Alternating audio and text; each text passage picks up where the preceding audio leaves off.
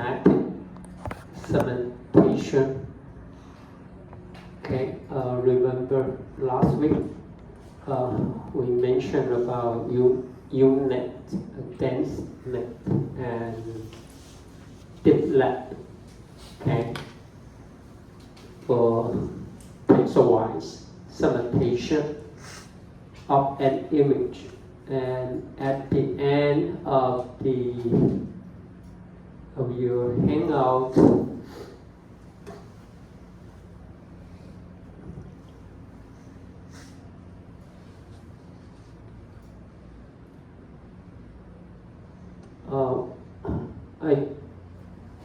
we do talk about when you train your semantic model, the output you prepare, okay, given this as the input, and we don't use labeled image as the output.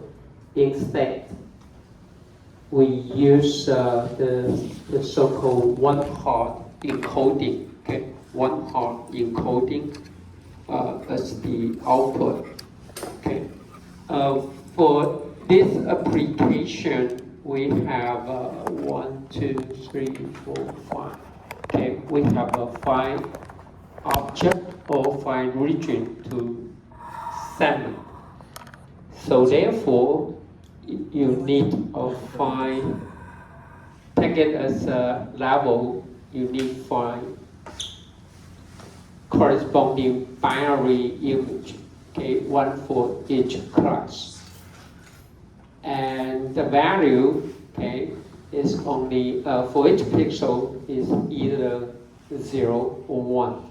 Okay, 1 will represent the specific object you are interested in, and 0 will be the background, okay, and including all other classes. Okay, that's how you prepare for the one-hot encoding. So therefore, usually for semantic segmentation, the loss function will be given by the binary class entropy. Okay.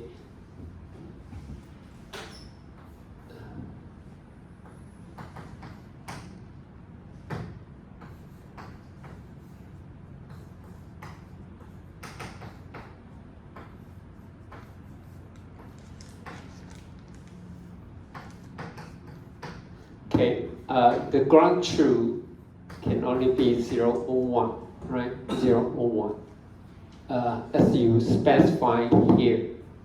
And this will be estimate. Usually you go for the sort max. So we expect the value, if truly represent an object point, it should be 1, but in reality, the value could be 0.9 or even 0.8, and the background could be 0.2. Okay, but anyway, that's how we.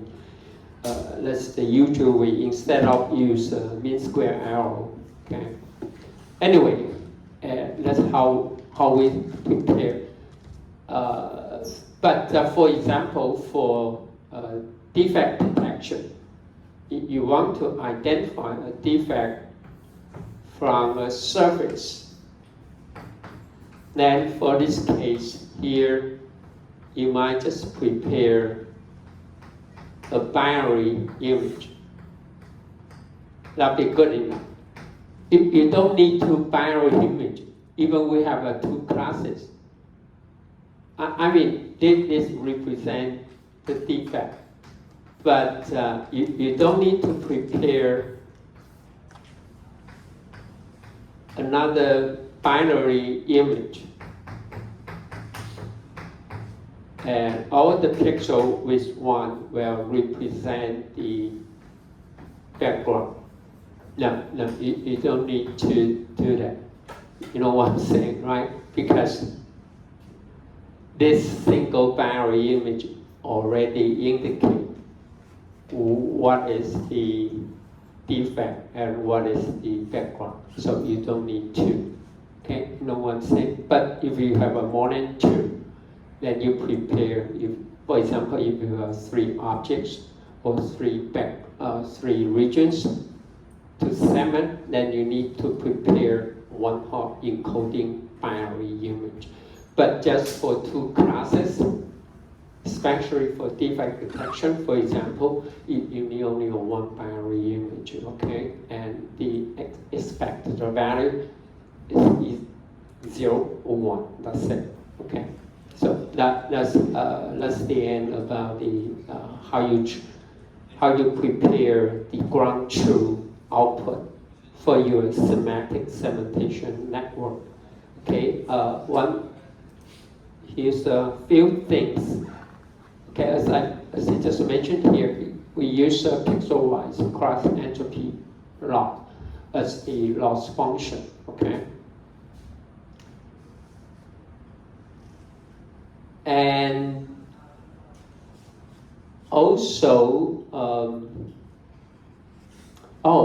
by the way, in for the convolutional network, remember that's the very first model we talked about for segmentation. It uses a weighting, okay, for each output channel, so it can put the different importance. Say, for example, for this one, to identify a person could be more important than the building or anything else. Then you can put more weight. Okay, you can assign weight, different weight. Okay, for the region or for the more important object. Okay, so that you can focus more on the foreground instead of the background. Okay. So that's one of you mentioned here. So you can focus not just for the convolutional network, any semantic network. You can use this technique. Okay, you assign different weight. Okay, for different output channel, which means for different object or for different region. And also in the original paper of UNet, it gives a larger weight, okay, in the border of the segment object. When you say border, it should be around the edges, okay, around the edges. So, because original UNet, if I'm right, okay, is used for medical image. Okay, whenever we talk about the medical image, compare all the object detection in manufacturing, that's a rigid part. But for medical image, the object is non-rigid. Okay, non-rigid. 也就是说，医学影像像我们人体等等，基本上这个物体它都不是刚性。So therefore, to identify the border of the organ, for example, okay, could be more important than anything else. So for this case, it gives you the pixel-wise weight, okay? So the higher weight is given for the pixel around the border. But for this case here, it gives more important weight to some object. But this is focus of this. You can say this could be a channel-wise or object-wise, but this is pixel-wise weight. Okay, so that will be some strategy you can apply to improve your segmentation. Okay, and here, other than the pixel-wise cross entropy loss, you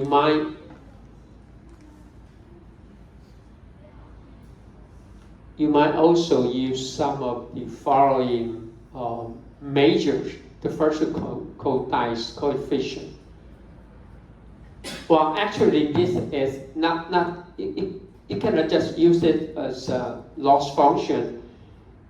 It has been used a lot to measure the performance of the segmentation result. OK， 也就是说它不仅是可以拿来当成损失函数的评估，它也可以用来评估你分割结果的好坏。OK， the dice actually we will talk about this. Okay, about for object detection IOU. Okay, it is a very important measure. Okay, for the performance for object detection. IOU means intersection over unit. Okay, intersection over unit. Because later on we will talk about a bounding box.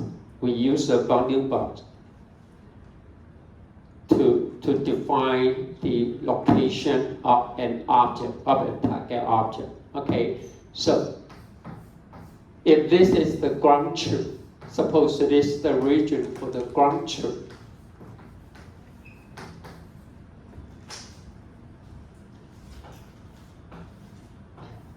And this is your predict. Okay, your predict box or region.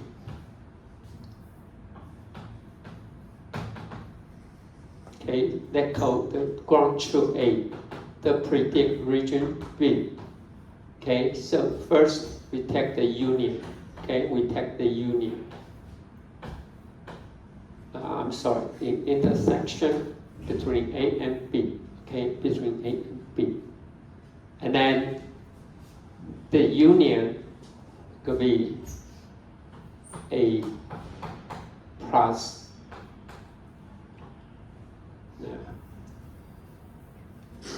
let me use the same notation here. Okay. So the union will be the whole area, okay, of A and the B, okay, A and B, okay. But here's another definition about the use dice, okay. But this definition you can write it down as A intersection with B, and this is not the absolute value of A, but this is the number of pixels, okay, or the size of A, the region of A, okay, or the area of A, or the number of pixels of the target object A, okay. And so you can write it down, and then we divide it by 2. Okay, that will be the same. Okay, the same, just like this definition here. Okay, it times 2. So anyway, the dice or the IOU will have the value what? The value will be between 0 and 1. Okay, between 0 and 1. If there's no intersection at all, then the numerator will have the value of 0. Okay, but it's much easier to define it as the dice. 2 times the intersection, but the same just like this. Okay, I take the intersection and divide the union, okay, or the number or the area of A plus area of B divided by 2, so that the value is still between 0 and 1. Okay, between 0 and 1. And we expect the value, if you have a perfect match of the location or identify the object, the value should be equal to 1. Otherwise, when the value is very close to 0, it means there's no match of the object. Okay, but anyway, for the optimization,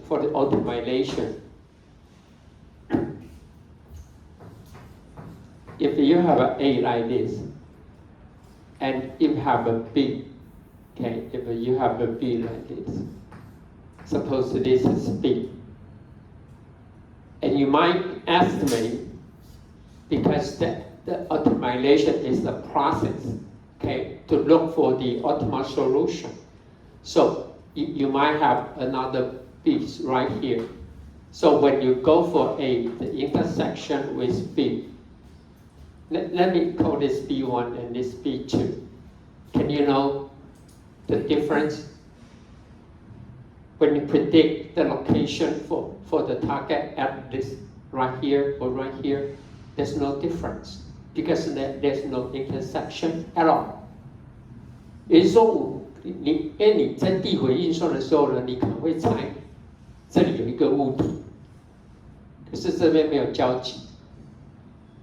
But apparently from this example, you know you might hit the target for the next iteration if you focus the target is at B1. You know what I'm saying? 你说你猜它在 B1， 就这个东西了，你在 B1、B2 对你来讲你都不知道，因为都一样，都没有猜到，是的。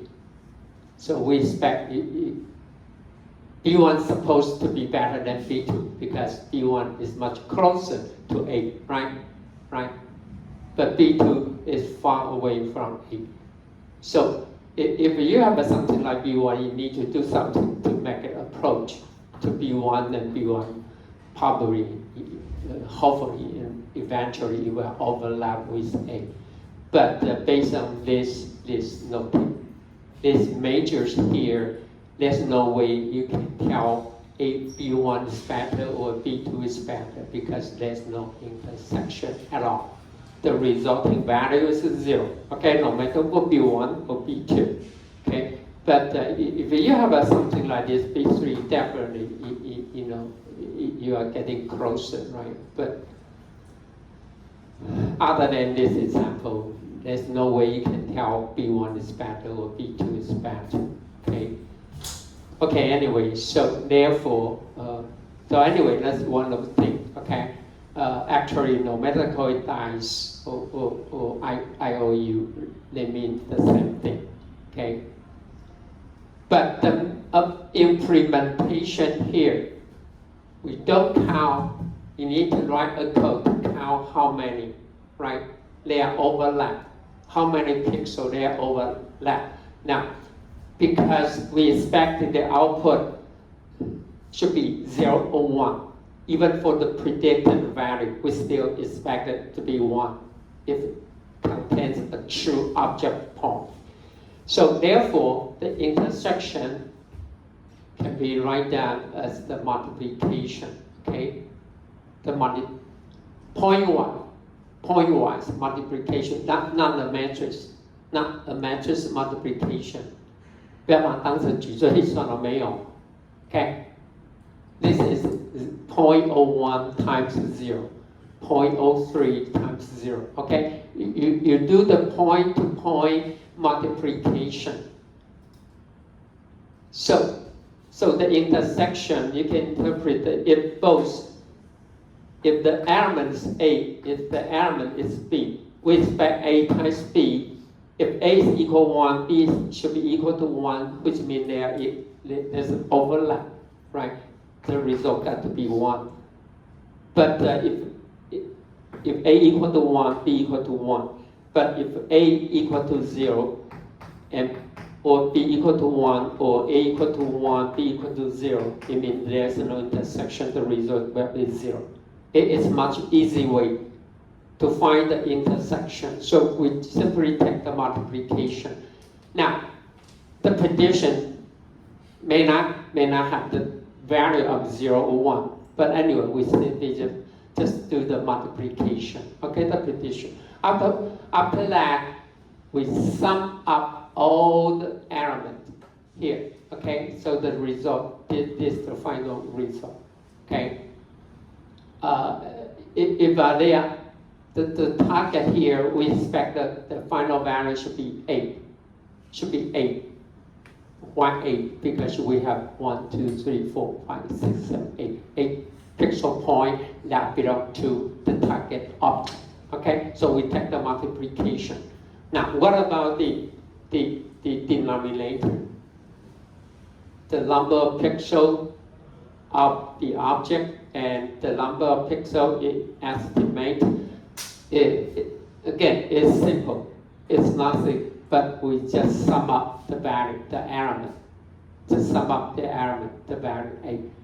Even the value is not is a continuous value between 0 and 1. We can sum them up because we expect the maximum value to be 1, right? The minimum value will be 0. So for this calculation here, then the dice or the IOU will be very simple. Okay, it's quite simple. You don't need to compare if they are the same or not. Okay, so this is the way code. It's called dice. But because in deep learning, the objective function is always the loss function, which means we need to minimize the loss. But for this case here, we try to, if you have a perfect match, the dice should be as large as possible, close to 1, right? So the implementation, or anyway, this so-called the soft dice loss, okay? Because why called soft? Because the predicted value does not have to be 0 or 1, okay? So the actual, anyway, the final loss is 1 minus dice, okay? So it measures the distance 1 minus dice. Then we can take it as the loss function. 不然的话，我们的 dice 本来是期望它越大越好，那1把它减掉，变成就是我们的 loss function, okay? But anyway, you can take a look here, okay? We sum up the multiplication, okay? And the sum up, no matter you take the square or not, that'll be fine, okay? That'll be fine, okay? As I say here, because in YOLO version 7, I don't know if I have a time to mention it, but YOLO version 7, the additional version, not only to identify the object, it can also do the mask segmentation, okay? And in that case, it uses something, the dice, okay, as the measure, okay? The other one you might keep in mind called detectron tree, okay? Detectron tree. You can see a lot of different object detection library, okay? DeepLab, okay? I mentioned this DeepLab 3, okay? Plus, okay? Okay, and finally, Carlos will be here today. I believe some of you already know, because when you need to do manual annotation, 就是你要自己做人工标注的话，有几个工具可以用。Okay, there are few too. The most popular one could be a label me. Okay, or the other one called CVAT or label box. Okay. Anyway, Carlos will introduce how to use label me. Okay, because you need to do some manual annotation. Unless it had done a good job for your assignment number 3. Okay, but otherwise you need to do some manual labeling for the wafer done. Okay. Okay. Anyway, that's about the end of the semantic. Okay.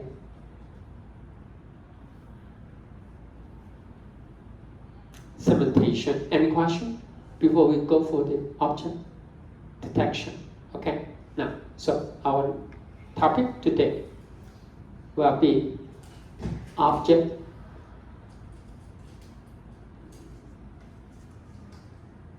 object detection.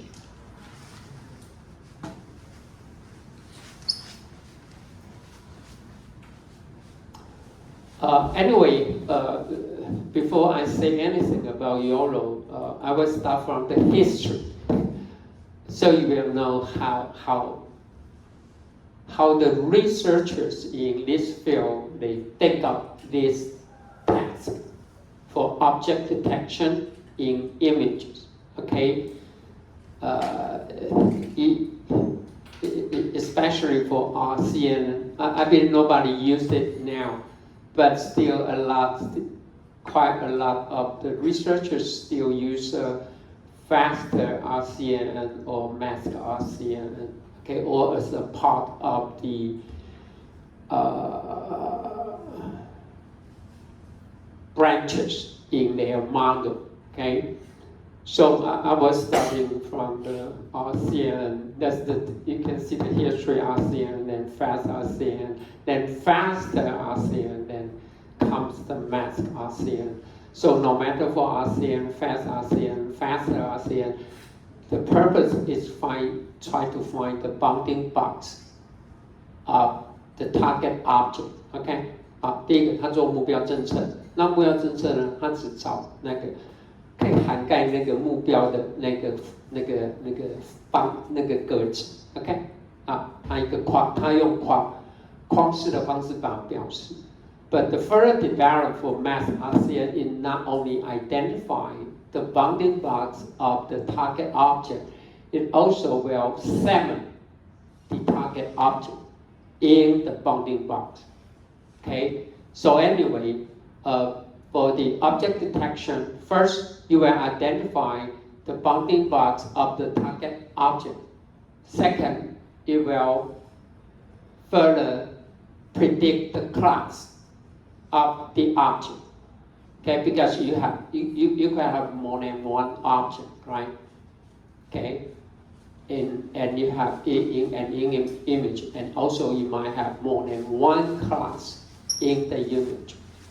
So first, you will identify, well, actually I should say, first you will identify the bounding box. And then you will evaluate if this, I should say, you will find a box or a region. And then you will check if this box contains an object or not. Okay, just try to find if the box or if a small region contains an object or background. If it indicates this region contains an object, then you will further predict what is the class. And then also you will refine the region or the box, the so-called define. Then you will find the final bounding box. Okay, and for masked RCN, you will further do the segmentation to segment the exact shape, okay, of the object. Okay, so we are starting from RCN, even we don't use it anymore. Okay, but a lot of people still use masked RCN.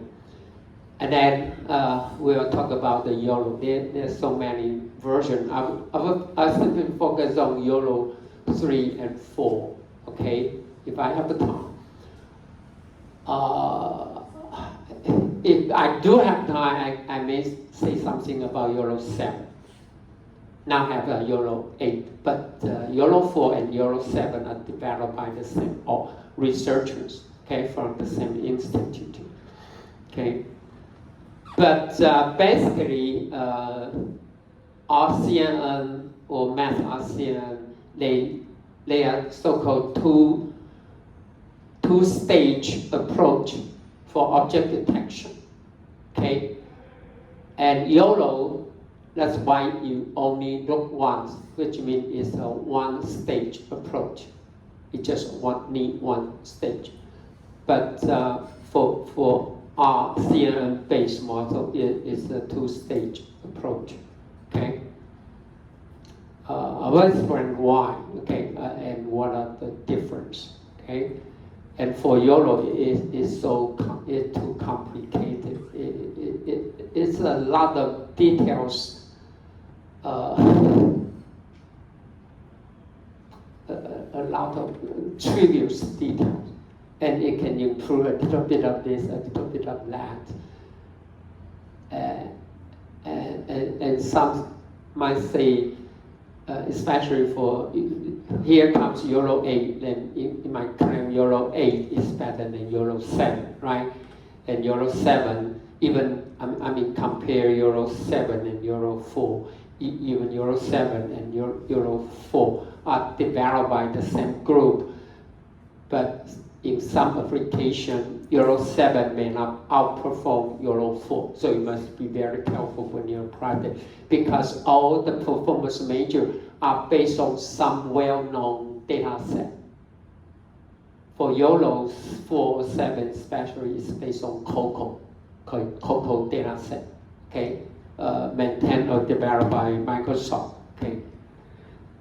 For COCO, it has more than 300,000 images that has with more than 2.5 objects, labeled object, and masked object.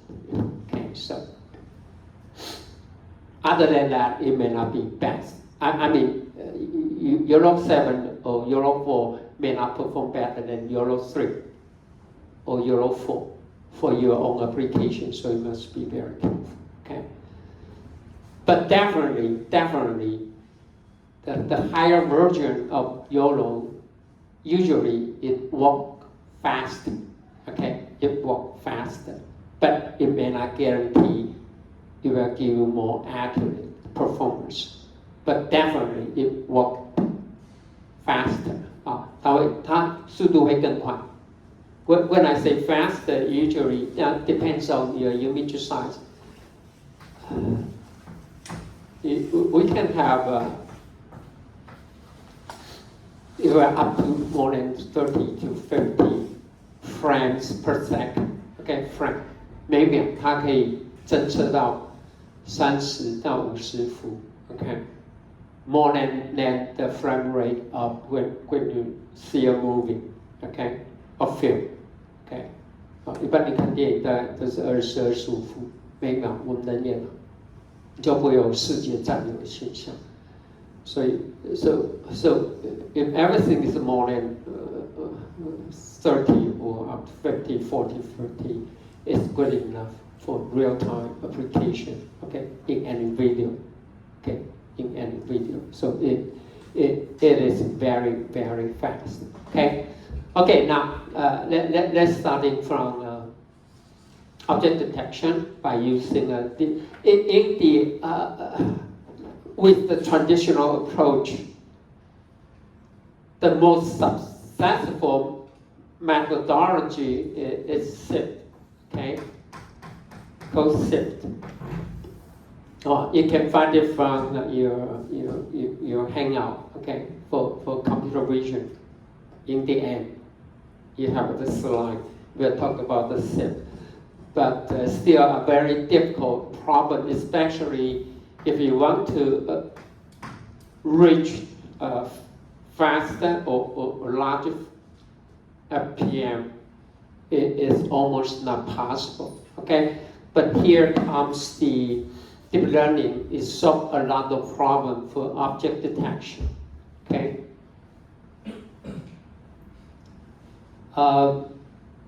Here's some of the name for object detection. We already see this. Okay, semantic segmentation, such as UNet and SNET. Okay, DLAP. Okay, for segmentation. Well, actually, you can use segmentation to identify some object, right? It's the masked object, right? And it is very fast, especially for mask. Object detection with mask. Okay, UNet could be almost the fast one. And then comes the classification plus the localization. localization, which means you find the location of the target object, and also you further predict its class, okay? And then here comes the object detection, such as ASEAN and YOLO, right? And finally, here comes the instance segmentation. You got to remember the name here, okay, to know the difference. Here's the example, okay? Let me show you the example directly here, okay? You have learned this about semantic segmentation. Give you an image, right? This could be the original image. Then you separate into the target object, which is a cat, okay, a kid, okay? Now the second application is find the location, which we try to find the bounding box, okay, of the target object, and then you further classify the object in the bounding box as a cat, but not a dog or anything else. Then object detection for this application, you will identify there's a lot of dog here, okay? It tells you here's the dog, and you have another dog, and you might have an overlap of the bounding box. Okay, this is a so-called object detection. You can see a lot of boxes here, but this is the so-called instance segmentation. Okay, now if you apply semantic segmentation to this image, what you will see? You will see a lot of they all assigned with the same color. You know what I'm saying? You cannot distinguish. You will see there are dogs, but how many dogs? You cannot tell. You cannot say anything. But the so-called instance segmentation, it will segment each individual object, even they have the same class. Okay? So this is a dog. This is also another dog. Okay? This is also a dog. Okay? So that's the so-called instance segmentation. Even some of the parts are overlap, okay, with each other. So now you know what does it mean by semantic segmentation and instance segmentation. You know what I'm saying? No? Okay. So again, if apply semantic segmentation to the image, you can find the region of dog, but you cannot tell how many dogs, okay, in this region. But for instance segmentation, it not only identifies each individual, okay, localization of the dog, but it will do the segmentation. It will do this. It will segment. Okay, it will segment each individual dog with its own shape. Okay, right here. Okay, this of course this is much more difficult. Okay, but for some application, actually, even for example, for YOLO 8, you can do the object detection, but then after you identify the bounding box, then you can apply any semantic segmentation, such as UNet, for instance segmentation. You know what I'm saying? Okay. But for YOLO 7, it has some pre-trained, okay, some pre-trained instance segmentation, but not for YOLO 3 or for YOLO 4. Okay, it does not provide. But again, once you identify the location, then you can use any semantic segmentation, okay, to do the instance segmentation. You still can do the same job here, okay? Okay, so first you know the difference here, okay? The difference, what does it mean by semantic segmentation? What does it mean by object detection? So whenever we talk about object detection, we talk about the bounding box, okay?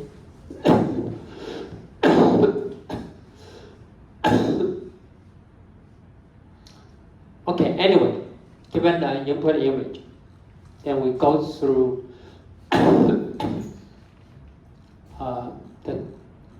deep learning model, and usually we use some pre-trained model based on ImageNet.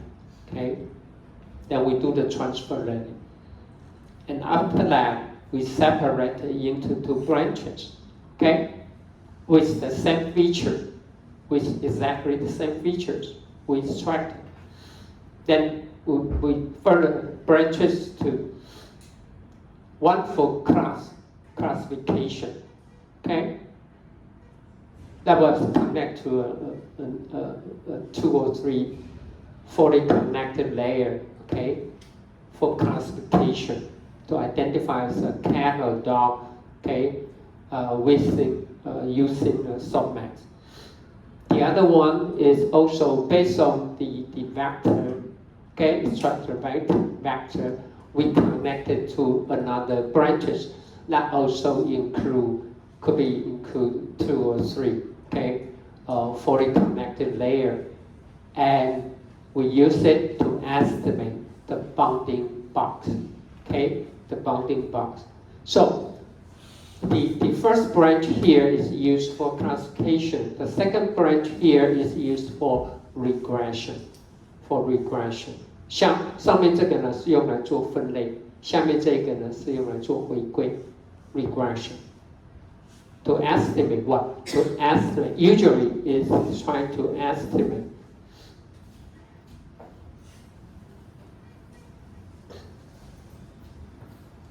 if this is the image. Okay, if this is an object, a person here, you are trying to find the bounding box, okay, and the bounding box is given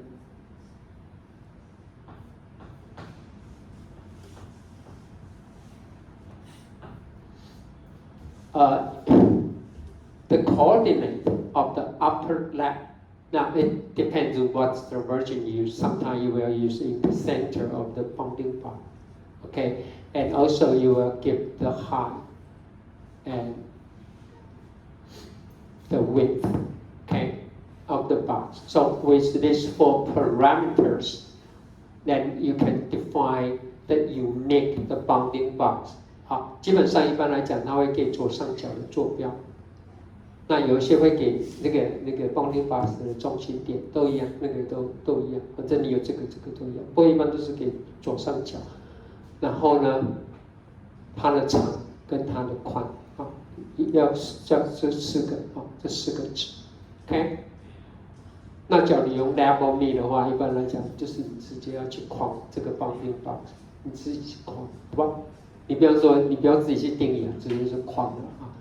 就直接那个花絮 line 就是 okay. So it's a regression problem that you have to estimate x, y, and width and height.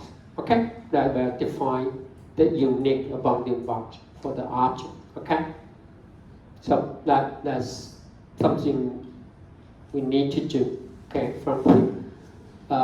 Then we need to put some more attention on this one, okay? How to extract the feature and how to do the work, okay?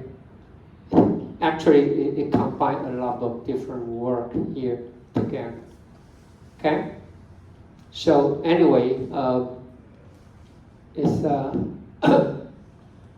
upper left corner for the x coordinate, y coordinate, okay? The width, the height, okay?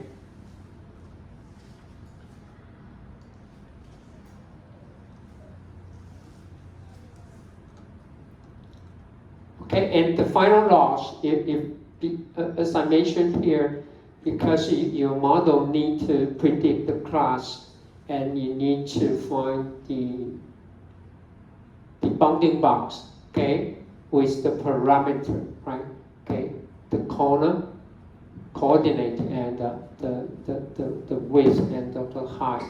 Okay, so usually this is the loss function, okay, based on the classification loss, and L2 loss is for to estimate the location, okay. And you can put some weight here, okay? If this alpha, then so you want to focus more on the accuracy of the class, or you want to more accurate of the location, okay? So that's basically the laws you use, okay? But you will see later, it not just only these two, okay? You will have more to estimate, okay? Okay, so that's the